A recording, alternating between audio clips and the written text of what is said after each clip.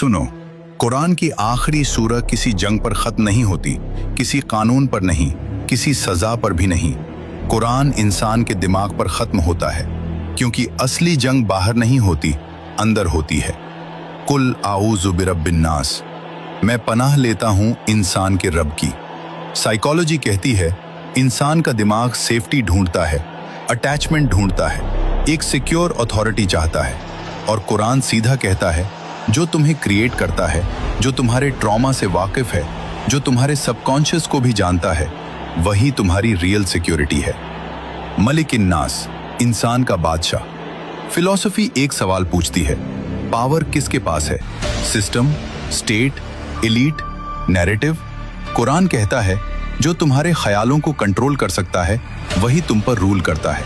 और अगर तुम्हारा दिमाग फियर के कंट्रोल में है तो तुम आजाद नहीं हो। सूरह अन-नास तुम्हें पावर की असली सोर्स याद दिलाती है।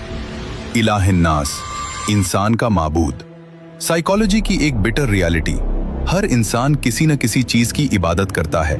कोई सक्सेस की, कोई लोगों की अप्रूवल की, कोई फियर की, कोई ईगो की। कुरान कहता है जिसकी तुम इबादत करते हो वही तुम्हारी पर्सनैलिटी शेप करता है। इसलिए सूरह अन-नास कहती है सिर्फ उसकी इबादत करो जो तुम्हें अंदर से फ्री करता है।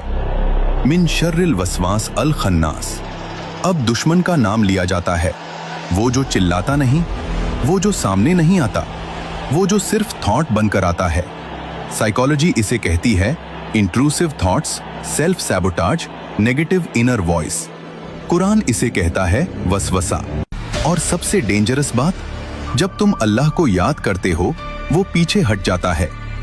मतलब अवेयरनेस ही तुम्हारी सबसे बड़ी ताकत है। अल्लदी युवस्विसु फी सुदूरिन नास। अटैक कहाँ होता है?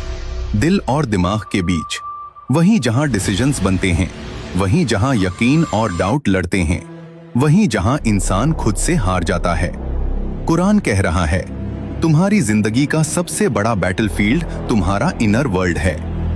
मिनल जिन्नते वन्नास। और फिर एक शौक, सिर्फ शैतान नहीं, कुछ इंसान भी वसवसा बन जाते हैं। मैनिपुलेशन, गैस लाइटिंग, फियर का बिजनेस, फेथ को वीक करना। फिलॉसफी कहती है सबसे डेंजरस दुश्मन वो होता है जो तुम्हें लगे ये मेरी अपनी सोच। सूरह अन-नास कोई नॉर्मल दुआ नहीं है, ये कुरान का मेंटल हेल्थ मैनिफेस्टो है।